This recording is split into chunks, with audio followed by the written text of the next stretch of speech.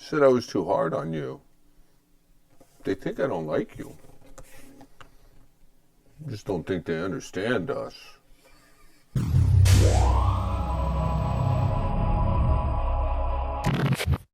Hey everybody, it's me, Double D, and today we're going to fix up the factory buyout guitar that everybody thinks I hate. Cause I don't, yo. Rest in peace. Truth is, I really like this thing. It's always been fun for me to have. I did a lot of work on it, and I realized that in my very first video on it, I was a little tough on it.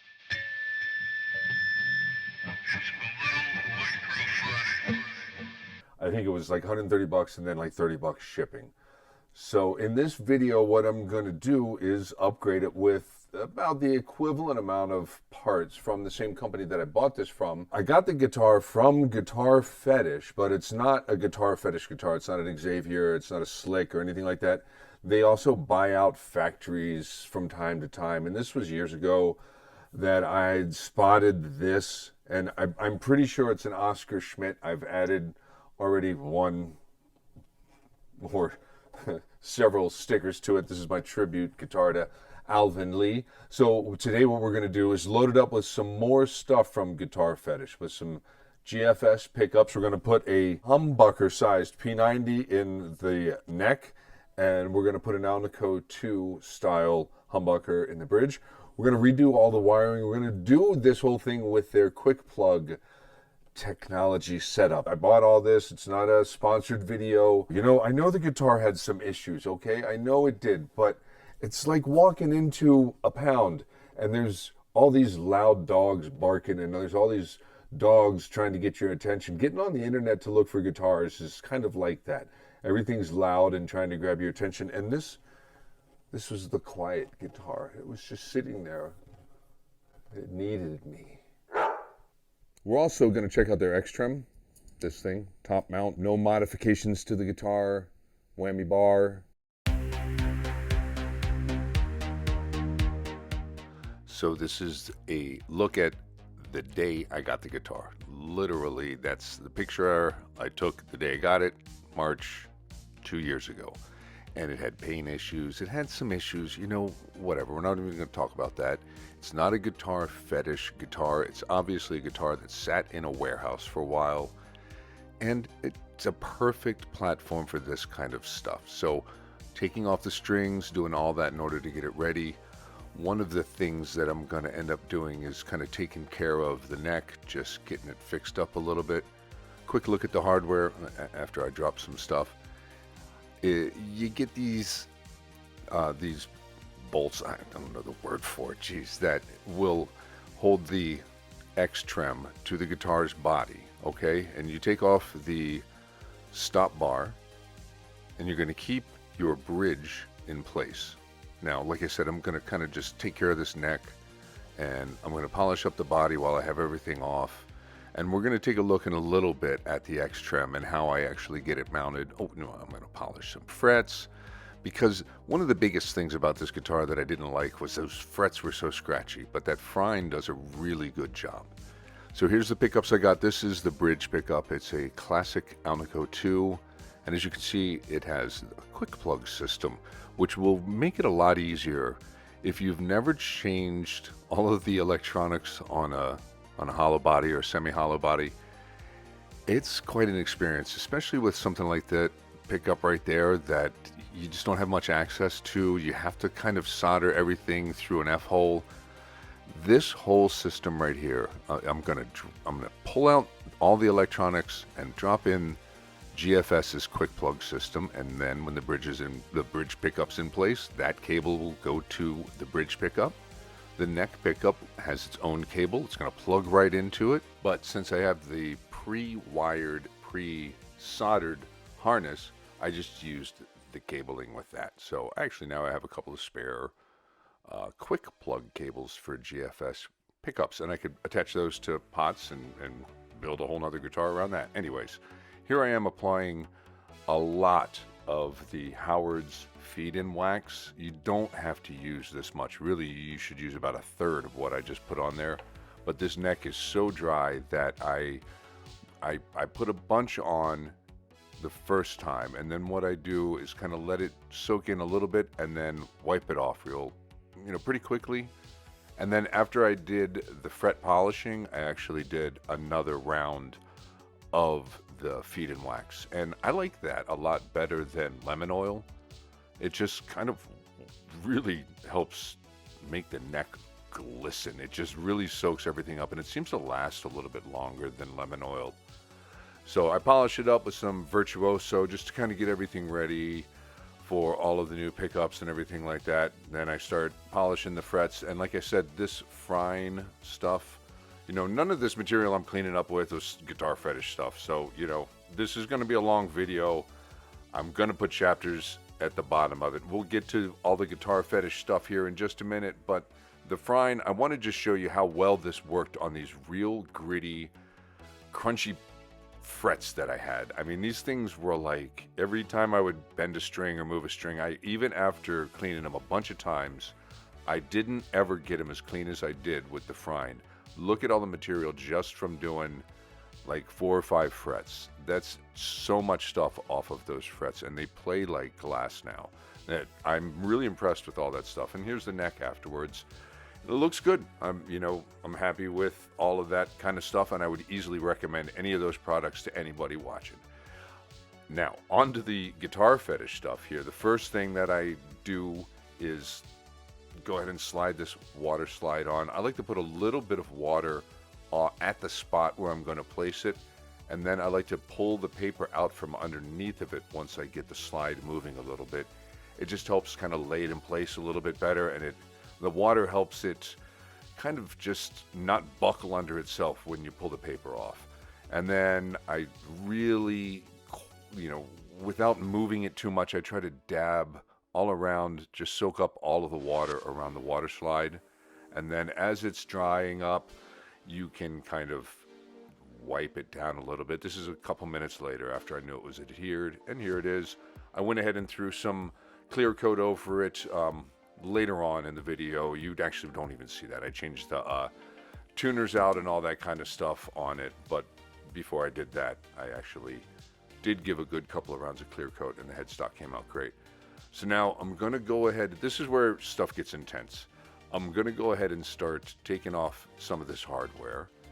And like I said, a semi-hollow or a hollow body guitar like this, there's no access panel in the back. So if these pots fall in, I'm going to have a real hard time trying to get them back through that hole. And then on top of it, I have replacement pots that I need to get into those holes. So the easiest way to do this, there's a couple ways to do it. You can see I have tubing in my hand. For this pot, I used some dental floss. And then I took the rubber end of a guitar hanger, one of those string swings, and I just tied it onto the other end. And that way I have access to the potentiometers. As you can see here, I'm taking the switch and I'm using the tubing. I actually shoved it all the way down the shaft of the switch there, and it holds on great. And then over here, I'm going to do that to a whole bunch of the pots. I'm going to use a combination of the floss and the tubing. I only had 4 pieces of tube, so I was a little bit limited. And the great thing about doing this method too is then all of the hardware that you have, it stays right there on the end. So if you wanted to use your potentiometers again, you could just slide it right back onto the pots when you pop them back in there. Like if you're rewiring your pickups, if you have to solder things, you pull the potentiometer out through the F-hole, resolder your pickup that way. And here I am, I'm just doing the same thing, the input jack, because it's pretty much free under there. You can shove the tube in real far, and then I was able to actually reach in and grab the tubing from the inside. Again, I just kind of tied a knot on the end of the tubing just so that it doesn't slip through. And you just got to repeat this process for all of these potentiometers. You're going to have to dig in and kind of figure out what wire is what, because there is one wire, that little green wire right there, you can see through the F-hole. I'm going to need that wire. That's the ground wire. And we're going to need to make sure that that's attached properly. So here you can see I'm pulling on the bridge pickup, and the dental floss is kind of coming through the hole. And once I pull that through, I'll be able to attach the dental floss onto my new potentiometer and pull it back up into place. So If you're doing this kind of work, you might want to protect your finish. I'm really not too worried about this guitar's finish. It's meant to be played. It's meant to be banged around and enjoyed, and that's total. This is totally a player. And even though I'm putting like another 130 or $40 worth of parts into it, this is never going to be worth more than the $130 that it really is, you know. So that's the nice thing about this little system too. If I decide I don't like the pickups, if I don't like much of this stuff at all, I can pull it back out and put it back to stock. But really, this is a much easier way. You'll see once I actually get to the point of putting this stuff in. I didn't have to solder anything. I really just pulled stuff through, reattached things, and put them back into place with the tubing and with the floss. So here I am just kind of tweaking everything. I want to make sure that I save these pickups. Like I said, the neck pickup is a little microphonic. I wasn't able to wax pot that. I do have some videos where I did wax pot some pickups before, and even chrome cover them and stuff like that. So if you're going to cover your pickups, you got to make sure you do a wax potting job. That's pretty important, I've come to find. Even if it's just a quick one. Every time I've gotten pickups that are squealy, it's usually a potting issue. So here I'm going to take this tape here, and I'm going to attach it to my new lead, to this quick plug. And this is going to be the, I believe I'm working with the neck pickup at the moment. And I could tell when I grabbed the quick plug assembly, the pre-wired harness, I gave a quick look as to, I was kind of thinking, well, which one of these cables is going to be the neck and which is going to be the bridge? Nothing's labeled here. Well, it was pretty easy to tell because the neck lead is a lot longer than the bridge lead. So just keep that in mind if you get one of these and you're trying to figure out which pot is which. They actually didn't have the right ones for the 335 style. They were sold out, but I did get the SG kit. So it's a very similar layout to this, and it works. It's worked great. So I'm glad I went ahead and did this. Here's that ground wire I was talking about. And now this particular kit that I got, I thought that it was going to come with a crimp that I would be able to attach my ground lead to the kit's ground lead, but it didn't. And it looks like some of the harness kits do have that, some of them don't. So I didn't want to solder. I wanted no solder in this job at all. And I did happen to find a crimp laying around, so I was able to attach this ground wire without solder to the harness, to the actual ground wire that's supplied with the harness. So I'll show you that in a little bit, but here I am just making everything a little bit neat. Part of this process is really just being patient and labeling things, getting a good idea of what's what as you're doing this, because it can be time consuming and you don't want to have to redo anything, because then it just makes things that much longer, you know. So here I am taping down all of the floss and the tubing, and then throwing a label on the tape just to say this is going to be this is going to be that. And that came in real handy as I was adding the stuff back in. So you can see the output jack came out really easily, and I'm just going to do the exact same thing to put it back in. I'm going to take the new output jack and slide it right around that tube and just pull it through. Here comes the switch attached to the tube. Just pop it right off. And at this point, I think at this point I have all of the electronics, all of the cabling out of the body. And there it is. There's the old harness, and the new harness there is kind of taped down to the body because I do have the pickups attached already. So I just kind of have it off to the side. I don't have the pickups attached. I had the leads out there. I guess here I'm showing you how quick and easy it is to just pop this new pickup in. You want to make sure it goes all the way in. You want to get a solid connection. It's going to click all the way in. And you're going to want to do a little test. I did a test just to make sure. It was connected fine, but you just have to give it a good firm push. Don't let any of it be sticking out. You can see there's 3 little spots that actually have to connect very well inside. And you get it inside, give it a good push. Something like that, and it'll connect. And this particular pickup, I guess, I can't remember, but some of them are splittable, some of them aren't. I think this pickup is splittable. I can split the coils, but the assembly that I have doesn't have coil splits. So that's something you have to remember. If you want to tap or split your coils, I guess you want to check your pre-wired harness to make sure that it has that option. They have split options and non-split options. So I pulled the little bit of protective plastic off of the wire here. I actually ended up bending this back a little bit and doubling it up just to really make sure that the crimp had a good connection to the cabling. This wire was just a little bit thin, and then I'm going to take the new ground wire from the harness and pop it into the other side of the crimp, and they'll make a connection that way. So no soldering at all in this entire job. You take the crimp and drop it. Yep, I drop everything. And then once you find it, you just put the one end of the crimp onto the one end of the cable, and then I'll be able to take the pre-wired harnesses ground lead, which you can see actually had tin on it already. It was ready to be soldered. I could have done a solder thing, just decided not to. And then I take my crimpers and I give it a good solid squeeze and make sure that the connection is solid, and then give a little tug on the leads when you're done, just to make sure that they're not going to yank out. You know, that it'd be a real problem if these wires came loose in the guitar. You'd have to go fishing in there like with something sticky and grab each end and then bring it back out and redo this whole process. So I crimped this crimp really well in a couple of spots just to make sure that there was no real bad connection, and to make sure that it would snugly fit around all of the cabling. Like I said, some of these pre-wired assemblies have this thrown in. I happen to have my own, but if you have one of these that has this, that's how you do it. You just get a crimper set and make sure you clamp it down real well.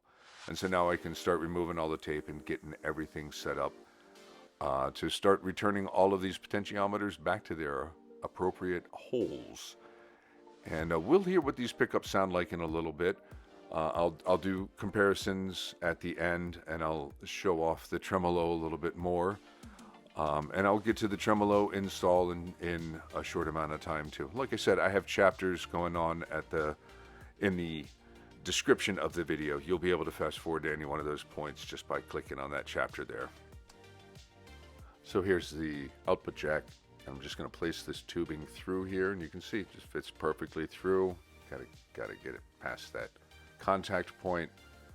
Give a little extra just in case it moves along the tubing while you're pulling it through. And then just kind of carefully just start pulling things through. And make sure you read your labels and know what you're doing. See right here, I'm about to try to put the output jack on the switch point. So you can see those are the two that I didn't label, right? Yep, that's how quickly it can happen.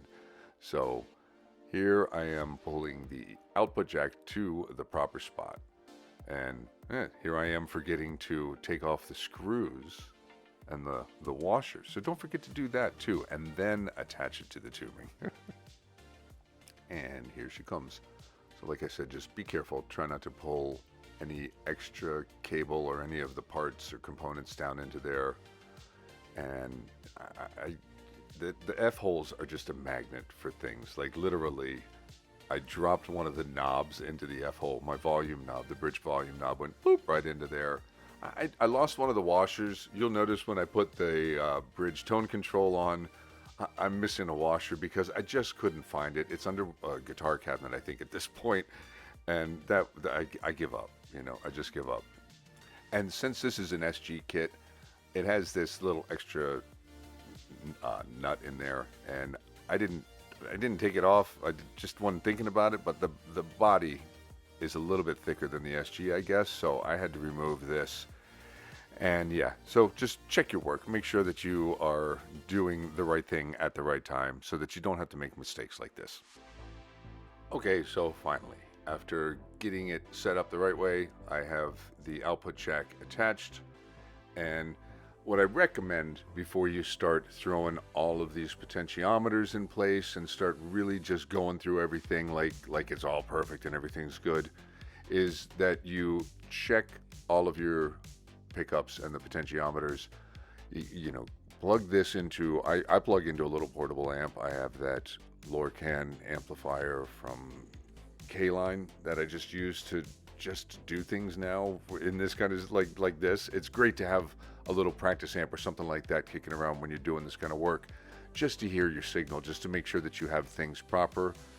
So I'm pulling this way because I didn't want to grab anything from the inside and yank it the wrong way, So I'm pulling this cable out through the F hole just because I just didn't I was worried about grabbing some cable or anything and pulling it loose from the inside at this point and making any more mistakes. Because this is a long process. I think I have about 2.5 to 3 hours of footage. So this is a very well chopped up video. Believe me, I know it's long, but I have a lot of it on the cutting room floor. I'm trying to just get to the important parts, really just to show you how I did this and some of the things that I recommend.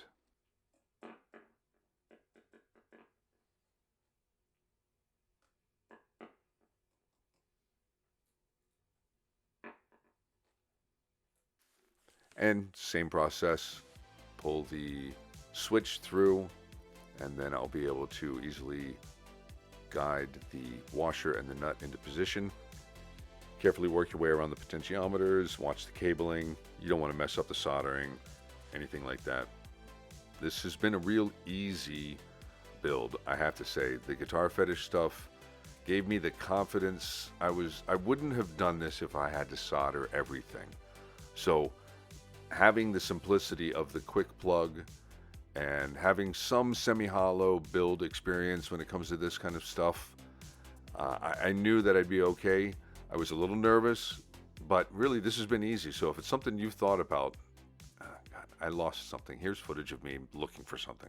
If you've thought about doing this, I highly recommend the Guitar Fetish quick plug system. It really made it easy, and use this technique that I just did. And it takes time, be patient, but it'll save a lot of headaches, and it's a great way. I didn't lose any of the potentiometers in there. I was able to just kind of fit my finger underneath the F hole there and hold them into place. It was real easy to get everything done. Take a look at how we're going to put the Xtrem on. You get the two bolts that are going to hold it down to the body, and you put the washer, the solid washer, between the body and the bottom of the Xtrem, and then you see you'll have some felt washers that will then go between the screw-in part and the actual bridge here. So you get a couple of washers, and this is the order that it goes in. The metal washer goes between the guitar and the base of the Xtrem, and then you put the felt washer between the screw down part and the bridge. So yeah, I just kind of, hopefully that helps. I'm not using correct terminology, but I whatever. You're not going to grade me on this. It's a cool system. It floats. You can pull up and down on it. You get two springs for tension. I did feel like when I was first messing with it that the spring, I used the slightly less tense spring, the one that they give you in the bag. So I just kind of wanted to try that first. And I felt like there was a little bit of range of motion where I could move the arm and it just didn't react at all. And I felt like with the heavier duty spring, it actually was a little more responsive. As well, I found it returned to pitch a little bit better with the heavy duty spring. Now I'm gonna do the tuning pegs. I have these Wilkinson ones that I got from Guitar Fetish, but I want to use these PRS SE tuning machines because the Wilkinson ones that I have, they're the Easy Lock, and they have two holes, and it's just, they were clunky. And I know I could not use one of the holes and just use them like regular ones, but I would be too tempted to want to use the Easy Lock system and try it every single time and make it better and make it better. I had the Easy Locks on a guitar. I wasn't happy with them, so I went with a set of PRS SE tuners that I had kicking around. So it's almost a complete guitar fetish build in that sense. I could have used some Wilkinson tuners that I got from Guitar Fetish, but I just chose not to. Um, they're the Wilkinson stuff is great. I'm not really a big fan of the Easy Lock tuners. I like locking tuners where you can actually lock them down, but the Easy Lock system where you put it in one hole and then you wrap it around a couple times and you pop it in through another hole, it just doesn't look good when the strings are wrapped, and it just didn't really lock as well as just a good, tight, proper wrap around a good, a good tuning machine. And the PRS SE tuning machines are actually really good. So I'm going to put this bridge on backwards compared to what some people would do, because the high E string wasn't intonating properly the other way. So I have to move it all the way over, and when the screws are on the other side, it just didn't allow me to do that. So now when we restring this, the strings are going to go through the back of the bridge, through those holes in the back, and they're going to go under those little beads there. So I'm going to bring my string in from the back of the bridge through the hole there, which is a lot easier than a Bigsby. And a Bigsby, you have to actually take the ball end, keep it on a little pin, and then bend it around the bar, and then get this whole thing going on. And every time I try to work with the Bigsby, those strings go popping off. I just don't have the coordination. I just plain old don't. But I've always wanted a Bigsby. So with this, you pull your strings out, you put the new strings in place, slide it under the ball, and then back over the bridge, pull your string to tension, and this is what you end up with. It's great. I mean, this is once you get all of the strings on and get this thing going, I'm telling you, just because I know, I have had a lot of fun messing around with this Xtrem, and they have it for Telecasters. They have it for a couple of different designs with the import-sized screws to mount. Okay, the mounting hardware is actually import-sized. So if you're going to do this to a US spec Les Paul or a guitar that has US hardware, you're going to actually have to order some extra pieces. On the website, they're right below the tremolos.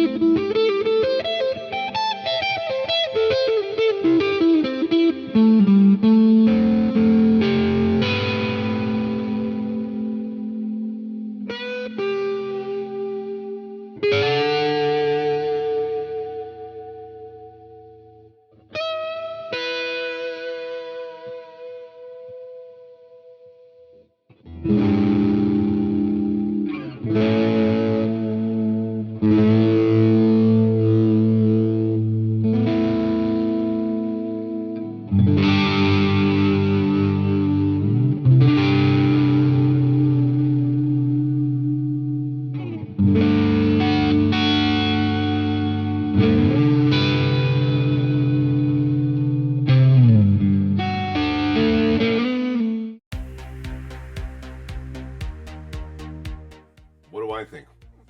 What do I think? What do you think? Leave me a comment below. If you've made it this far, wow, thank you. Okay, I know this is a very long one.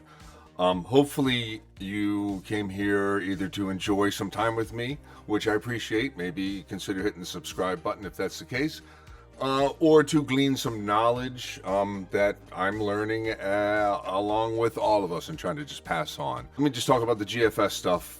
Final thoughts. Okay, so the guitar is something that I dig. It's fun. It's the only big semi-hollow or hollow, whatever you want to call it, like this that I have. And so having a good time with it is important, or else I'm just not going to bomb with it. And I feel like I've put so much work into this already that it was time to just go ahead and do something fun and upgrade it. And the quick release stuff was a really easy way to do this thing, because this is, you know, this was some work. There's no way to get to any of that stuff on the back, you know what I mean? That's just takes a lot of work, takes a lot of patience to get all around back there and through here and do everything. So having it already soldered was convenient, okay, because otherwise you have to pull the wires through and then solder on the guitar, you know, working on the guitar body. Depending on what